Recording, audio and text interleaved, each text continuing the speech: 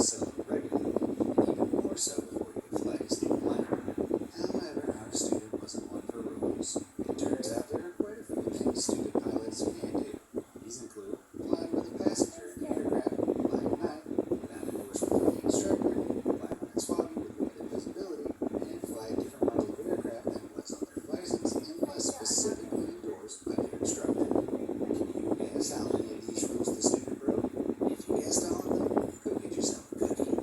Yep, one very foggy evening, he decided to take a fruit of his up in his brand new aircraft without telling his instructor. Roughly 4 minutes after taking off, unable to see properly, the plane flips some nearby treetops, crashing moments later. Neither the student nor the passenger survived. Guess he wasn't as funny as he thought he was. All aboard the pain train. I love a good mystery, don't you? Well, back on the 15th of December 2009, that's exactly what the staff of Germany's U2 subway were faced with. A subway driver was trundling along in his train car when suddenly he spotted the body of a man laying over the tracks. After getting over the shock, confusion set in. How had he gotten here? With the regularity of the trains, there's no way he could have hopped off a platform, run down the tracks, and made it as far as he did. Had he jumped off the back of a moving subway car? And if he had, then why? It didn't make any sense. Because there was no surveillance footage at the location, the police were stumped. But then they discovered that one of the cars on the subway train that had passed over the tracks before the driver discovered the body had a single smashed window. And suddenly it all made sense. This idiot had been alone in the subway car and decided, in all his brilliance, to swing from the handrail and smash one of the windows with his feet. After a couple of attempts, he succeeded, and then was promptly pulled out of the moving train thanks to the suction created by the train moving at speed through the tunnel. That's no smarter than that. Well, if ever you needed a really good reason not to damage public property, here it is. Killer pain.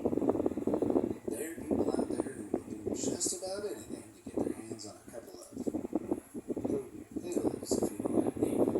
And I mean anything.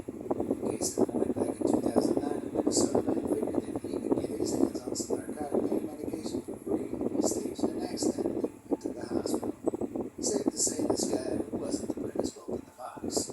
Nevertheless, he figured if he jumped out of a moving car, the injuries he sustained would ensure the doctors wouldn't have to give him the pain meds and crack. So our mastermind revved up his car, started driving, and then jumped out of the moving vehicle. There was just one hitch in his way. Sorry to ask for pain meds, you're dead. Yep, the injuries he sustained from this stupid block were so severe, he perished at the scene. Well, I haven't got any pain meds on me, but I do have the next best thing. Here you go, my guy. You can have this Darwin Award instead. Fireworks. Lunar New Year's in Kuala Lumpur is really something to behold. The fireworks set against the glittering lights of the city make for a magical night.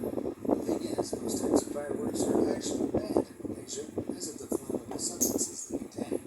This means most fireworks displays are done illegally, and a lot of the locals don't know how they work, or how to use the industrial scale ones they can illicitly get their hands on.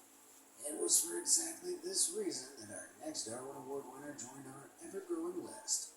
On 2005's Lunar New Year, a man was watching people set off industrial-scale fireworks that shot more than 150 feet into the air outside a club in suburban Kuala Lumpur. Curious, the man decided to get a better look at these powerful fireworks and bent face first over one of the launching tubes they were shooting out of.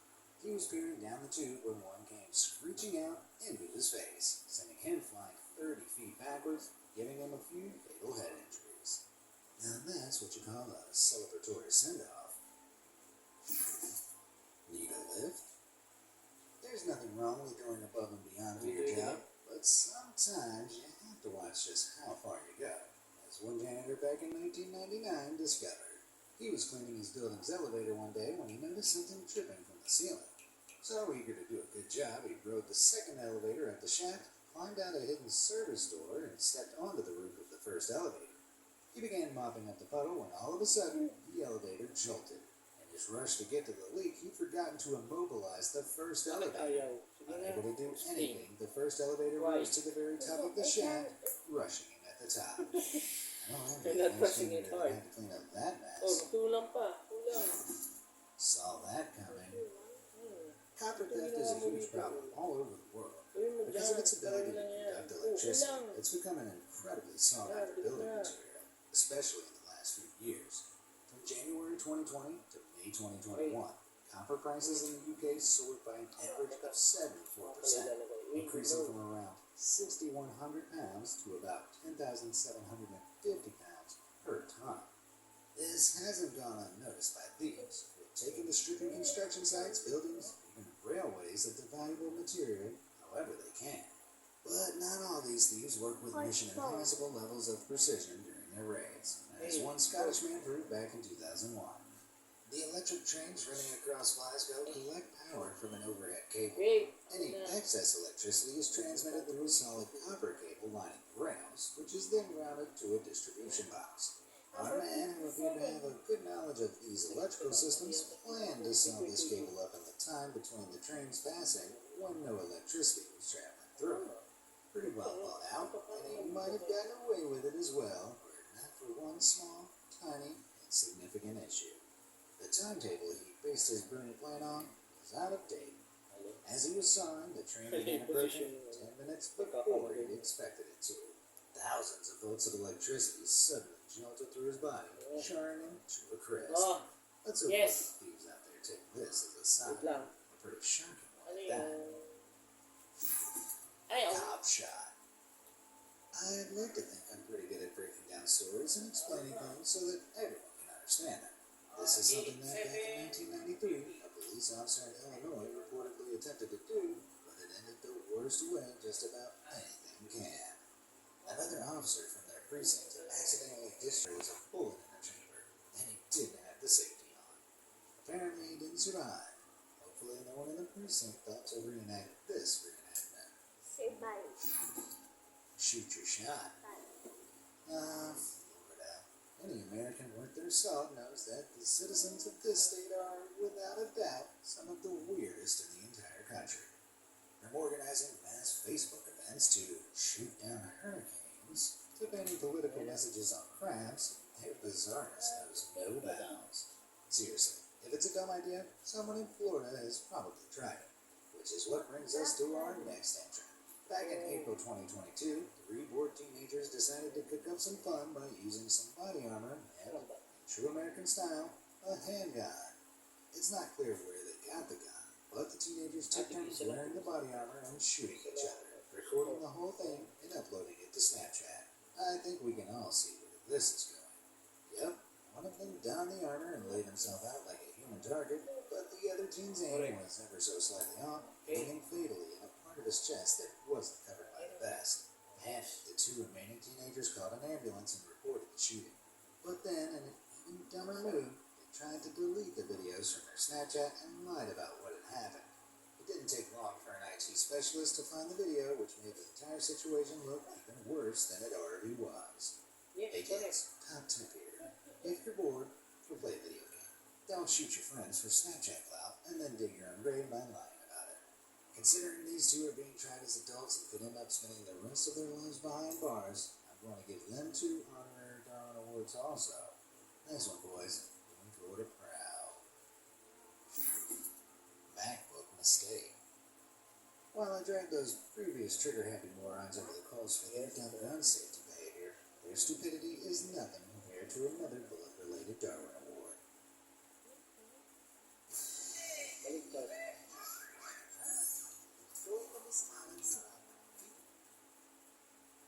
Back in March 2022, a Russian soldier in an active Ukrainian war zone came across an abandoned MacBook.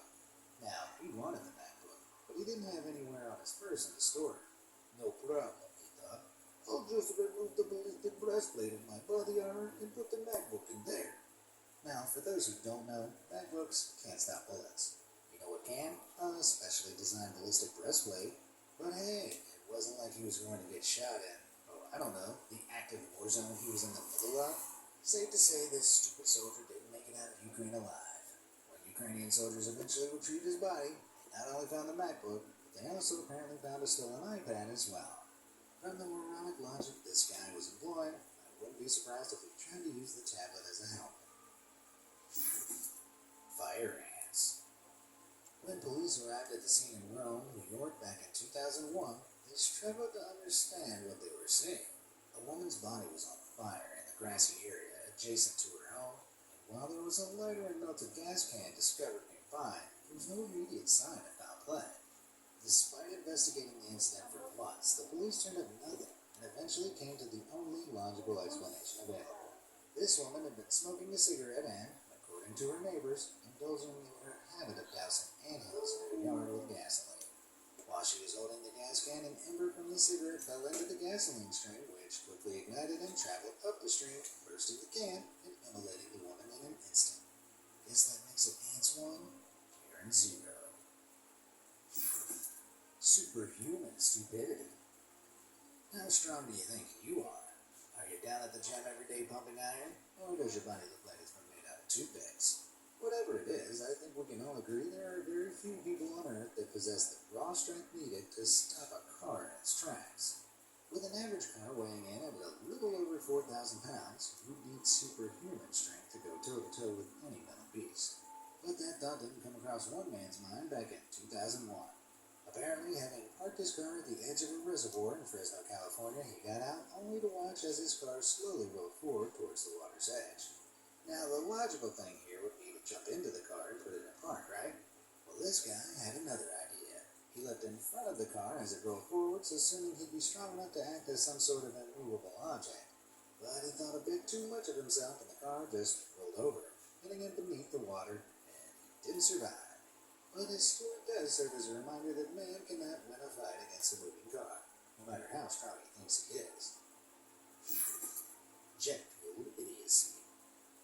We've all taken a wrong turn at some point in our lives, but when there are multiple stop signs, warning signals, and traffic lights, quickly turning back is the logical answer. Though it wasn't for a taxi driver in Rio de Janeiro back in the year 2002. Having dropped off a fare at the Santos Dumont Airport, the taxi driver decided to follow the road around, assuming it'd lead away from the airport at some point. But soon he was confronted by sign after sign telling him he was actually approaching the runway. Flashing lights warned him a plane was on the runway and ready to take off, but apparently ignoring this, the taxi drove straight on. Despite the completely unobscured 737 passenger jet on the runway about to take off, he continued his journey behind it when both the plane's engines revved up. At their peak, each 737 jet engine can produce a huge 50,000 pounds of thrust. And as you probably figured out, a single taxi is no match for all that force. The engines blew the taxi away, flipping it more than 80 feet into the nearby sea. It was a brief journey that the driver didn't survive. I guess the moral of this story is, don't drive right behind a jet plane that's about to take off. Is that not already a given? Falling for you. Usually when you see reams of safety tape blocking off an area, it's a pretty clear sign that you should avoid that area, right? Doesn't matter what's happening inside, it's been blocked off for an important reason. Well, despite this being a pretty universal understanding, back in 2004, there was a man in South Africa who decided to ignore this entirely. Emphasis on the was. He was sitting in a cafe watching a team of lumberjacks across the way with loud chainsaws cutting down some large, heavy-looking trees. They cordoned off the area with tape, ensuring no one would be accidentally smushed by the falling timber. Despite this, our man suddenly made a beeline for the area, ducking under the tape to use the pavement to meet his girlfriend in a nearby shop. And at that exact moment, a huge tree the lumberjacks had quite clearly been working on came crashing down. Despite their frantic shouts, the guy ignored them and kept walking forward and was, and obviously, crushed by the tree. Crushed on the way to meet his crush. If it weren't so stupid, it'd almost be poetic. All natural causes. I'm terrible at taking racy pictures. I never know what pose to strike or what lingerie to wear. Jokes aside, there was one man in Germany who definitely didn't have these issues. Not only was this guy happy to take photos of himself completely nude, but he also took these photos out in public. And we know this for the same reason he ended up with a Darwin Award. Back in September 2000, our man was in his birthday suit in the medieval city of Rothenburg, taking photos of himself on top of a high stone wall. He set up his camera on a tripod, hopped up on the wall, and started pulling a few poses when suddenly he lost his balance and fell 16 feet onto the ground below. The police apparently had to develop the film of the camera to piece this case together. I bet they were hoping he'd accidentally left the lens cap on. A buttload of sherry.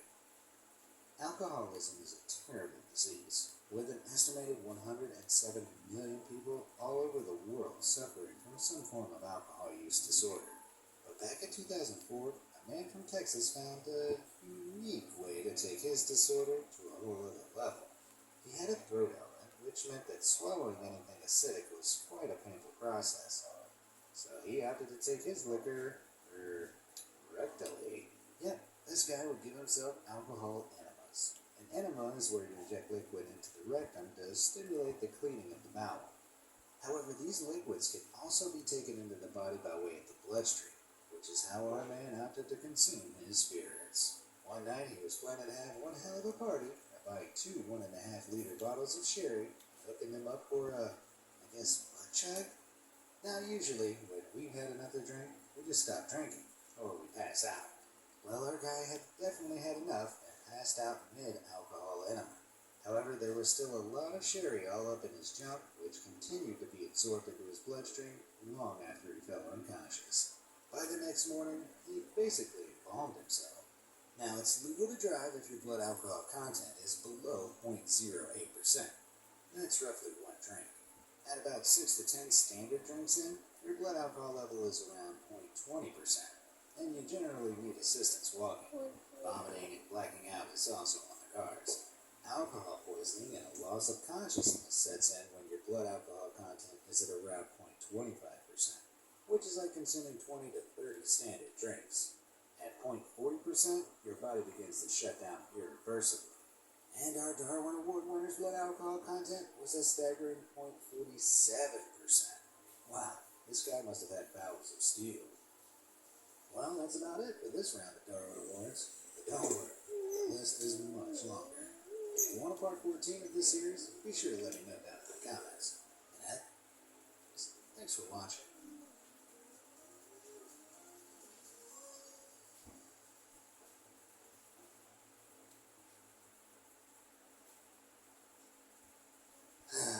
People are dumb.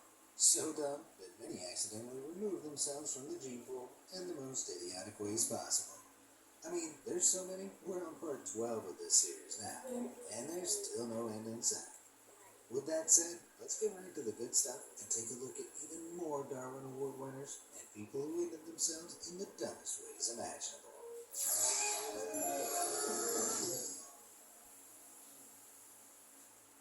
Permanent bedhead.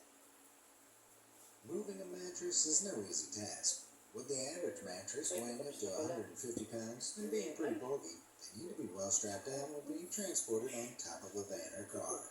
This is kind of obviously to stop the wind catching them and tearing them off. Although this is some pretty basic thinking that didn't occur to a certain 20-year-old woman back in 2016. She and her friend were trying to transport a mattress, but the thing was too big to fit in their van.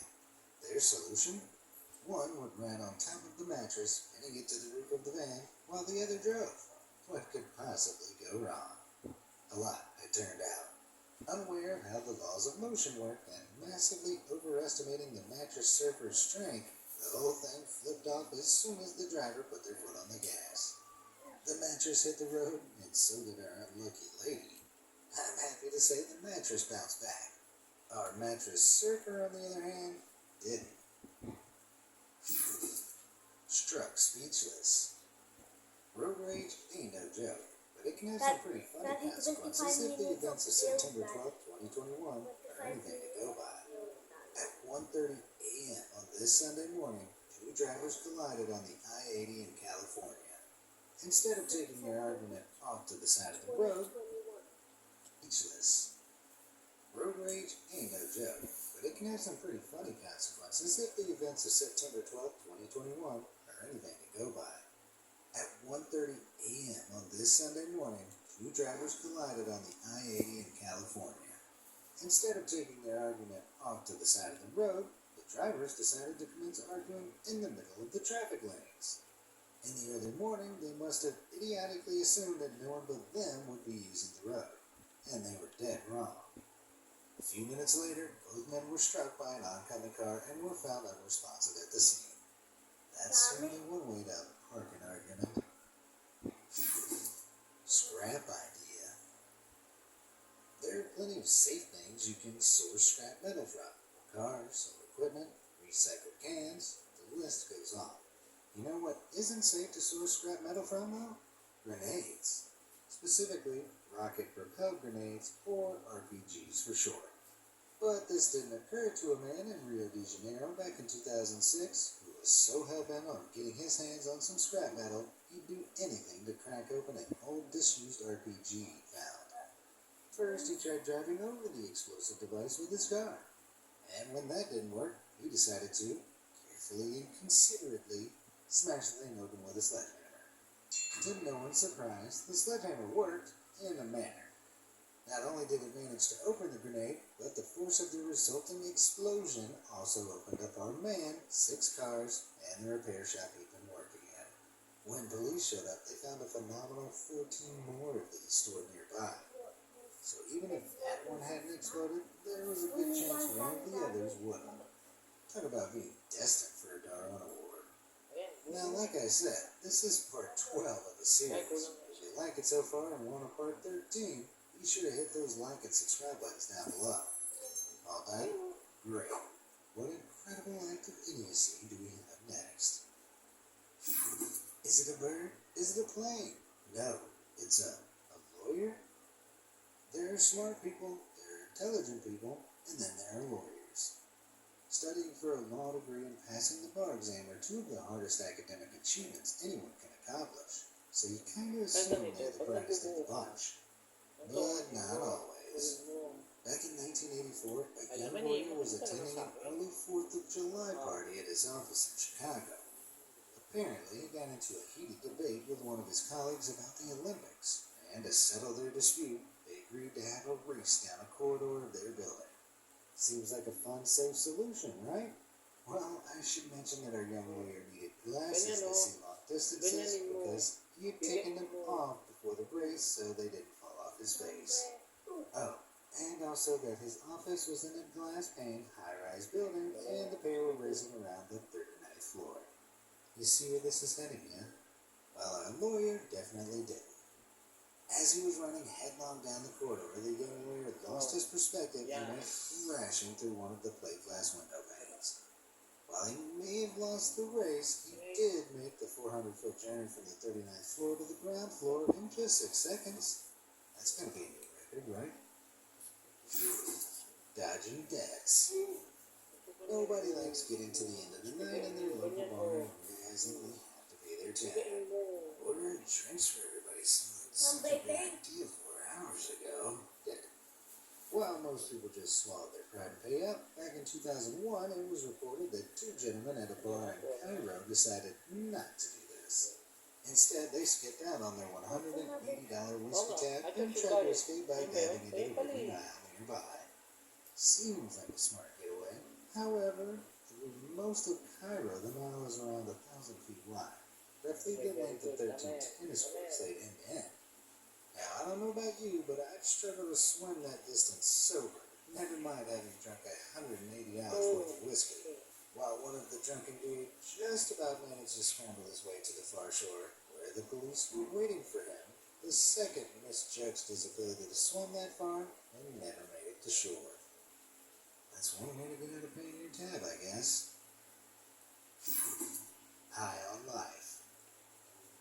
Now, in the U.S., you don't need a license to drive a ride-on lawnmower, providing you're not taking it down a public road. You know what you do need a license to operate, though? A plane. I mean, seeing how complicated flying can be, you can all see why, right?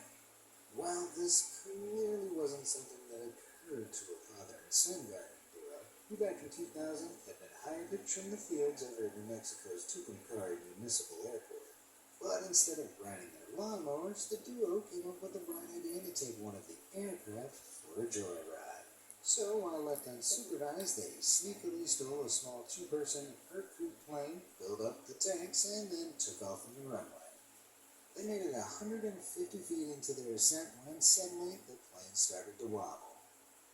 Now, most pilots would know what to do in this situation. Unfortunately, neither the father nor son was a pilot. Neither did they have any type of pilot training or, to anyone's knowledge, any experience of flying a plane whatsoever. As such, the plane nosedived into the ground and burst into flames, taking both idiots with it. Were they really dumb enough to think it'd just be like driving a car, but in the air? Well, whatever they thought, this joyride ended in flames. A real firecracker. Here's a question for you. If you wanted some firecrackers, the little explosives that make a real loud banging noise, how would you go about acquiring some? You just buy some, right? Like a normal person? Well, according to an unconfirmed report from 2002, one man over in Croatia thought the idea of paying for firecrackers was far too safe and decided to make his own for some New Year's celebrations. How? By using whatever he had to hand, which turned out to be a chainsaw and a hand grenade. I don't think I have to explain that sawing into an explosive device is a really bad idea, one that cost the city his life. But it won him a Darwin Award, so at least he still had something to celebrate. Gone fishing. Have you ever heard of blast fishing? Like the name suggests, it's where people use explosives to stun or kill entire schools of fish out in open water for easy pickings. It's a very dangerous and largely illegal practice. But it'd take more than that to stop a couple of Illinois idiots from indulging in illegal Sunday afternoon blast fishing back in 1998. The two friends hopped in a 14-foot aluminum boat and sailed out onto the waters of Fox Lake. Once they were far enough out, they lit up a quarter stick of dynamite, threw it into the water, waited for the fish to float up to them. What they hadn't realized was that they'd thrown the dynamite downwind of the boat. So a few seconds later, their boat was blown right over the dynamite. The explosion ripped a huge hole in their boat, sinking it about 100 yards from shore. Now, it's unclear whether one of them was knocked unconscious by the blast or more likely couldn't swim, but either way, never made it back to shore. At least now he knows how those poor fish felt. Only stupider. Skarma. There are a few things you need to go skiing. Protective wear, the right equipment, and good visibility. And as you probably guessed, the next guy who earned himself a Darwin Award had none of these. Back in 2002, a 22-year-old idiot and a few of his friends decided to hike up Mammoth Mountain in Nevada at 3 a.m. for a little out-of-hours skiing session. Being a spur-of-the-moment decision, our spontaneous skier hadn't brought anything to ski down on, so we decided to improvise by ripping some of the safety padding off of one of the ski lift towers, which usually protects skiers that accidentally hit the big metal poles on their way down the slope. Padding in hand, he made the huge hike to the top, hopped on, and slid down. He was having the time of his life, right up until he came to a dead stop. Literally. It turned out our stupid sledder in the pitch black had slammed straight into the lift tower he'd removed the pad from. Gee, if only there'd been, I don't know, some sort of protective padding there so that this exact thing didn't happen. Honestly, I despair. I really do. Check what we take. Now, I've never stolen as much as a stick of gum in my entire life, but even I know that if you're going to steal something, you should probably double check what you're stealing first. Otherwise, you'll end up like the 5 idiots from the Czech Republic who joined the Darwin Awards back in 2008. These 5 dum-dums decided to break into an abandoned factory in the town of Clodno to steal some scrap metal. They quickly got to work breaking down a couple of upright steel girders they found. What they hadn't realized is that these girders were the only thing supporting the factory's roof above them. Once dismantled, the roof obviously collapsed, crushing 2 of the thieves and injuring the 3 others. So if after that story you're still set on a life of scrap metal crime, remember, gravity doesn't care if it's an accident or if you're just an idiot. Bad bungee. Have you ever been bungee jumping? It's an exhilarating experience, but jumping off a bridge or a cliff with nothing but a big elastic cord attached to your ankles to stop you from hitting the ground is pretty dangerous. Which is why you should always do it with professionals that have all the right gear, licenses, and insurance. The exact opposite of what one thrill seeker did back in 1997. This 22-year-old fast food worker from Fairfax County, Virginia, decided to seek some cheap thrills by monkeying off a 70-foot railroad trestle bridge. The only problem was that he didn't have access to a professionally made super thick bungee cord, so he just made one himself. Can you guess what he made it out of, though? Bungee cords. You know, the little elastic straps you use to keep car trunks closed or hook a sleeping bag to a backpack. Yeah, those. Somehow he thought strapping a bunch of them together would be enough to hold his weight when he jumped off the trestle. And you know what? It might have been, had he made the rope short enough. In an astonishingly moronic move, our thrill seeker made the rope too long and ended up making very close friends with the pavement 70 foot below. Pancake style, if you know what I mean. A tough act to swallow. Back in 1999, the most amazing Darwin Award of all time, in my opinion, was given out to an unnamed performer from Bonn, Germany.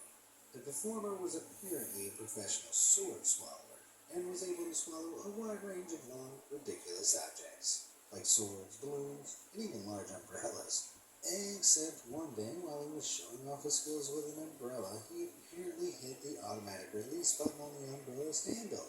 The umbrella opened while still lodged in his throat, and the avid entertainer didn't live to perform an encore. It almost sounds plausible, and while the performer earned an official Darwin Award, there are several holes in the story.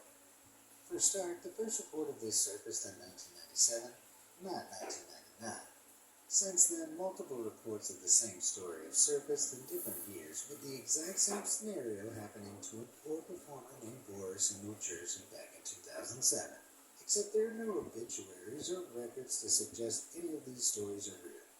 The sword swallowing community even came together to claim it's just not possible to fit a folded umbrella down one's esophagus, as it would be too wide.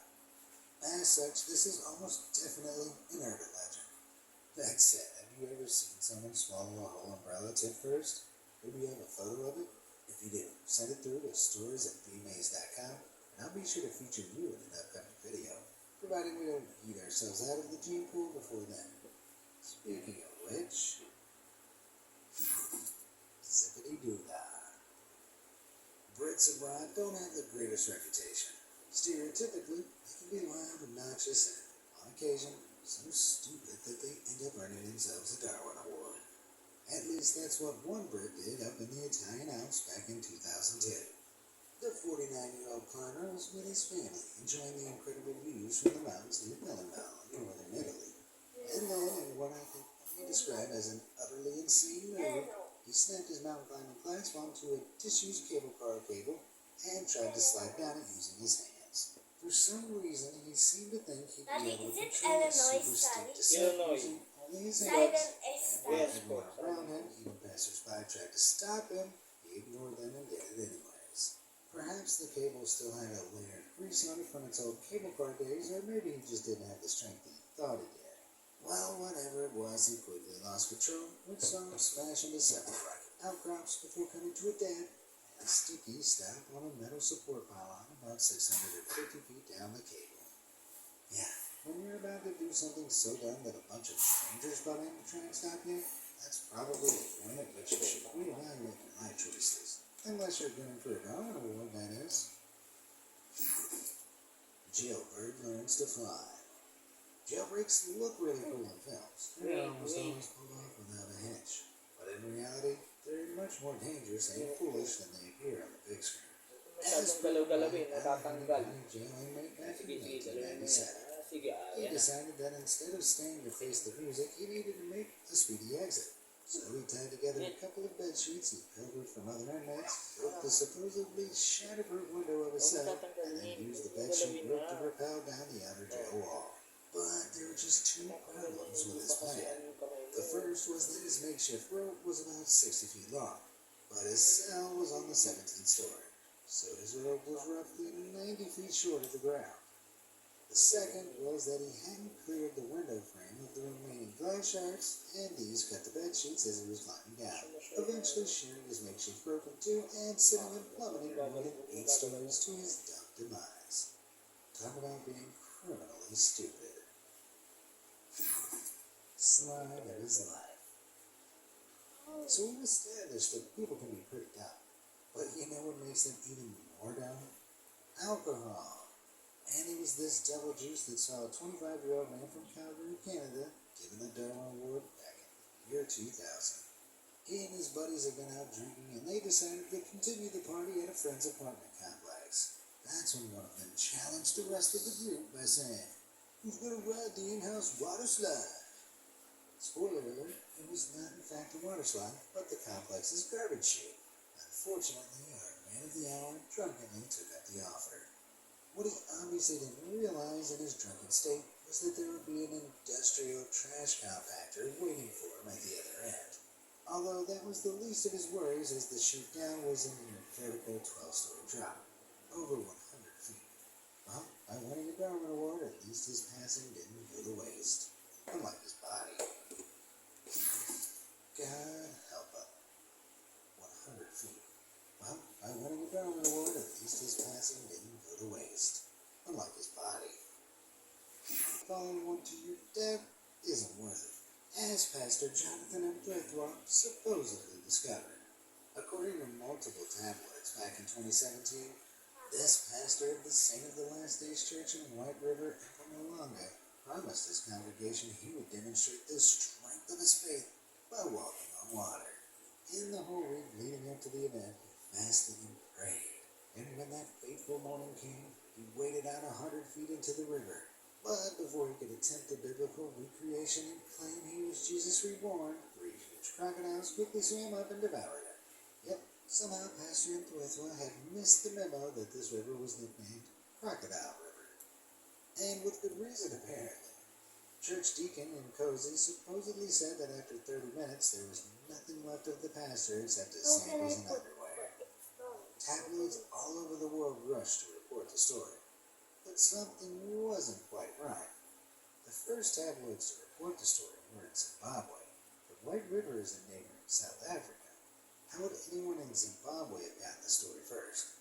It turned out the whole story was just a spoof. Something someone in the newsroom had cooked up for sensationalism. But the fact that so many news outlets and people believed it tells us a lot about how little faith we all have left in humanity. Getting closer to God. Anyone who does charity work is an incredible human being, in my humble opinion. But while done with the best intentions, some feats done in the name of fundraising is straight up stupid. Case in point, we'll rewind to 2008 and head over to Pernambuco, Brazil. This is where a Catholic priest was busy filling up 1,000 helium balloons. Why? He was planning to break the 19-hour balloon cluster flight record to raise money for a spiritual rest area for truck drivers in Paranaguá. He'd made an attempt earlier that year using 600 balloons, but it only managed to stay airborne for 4 hours.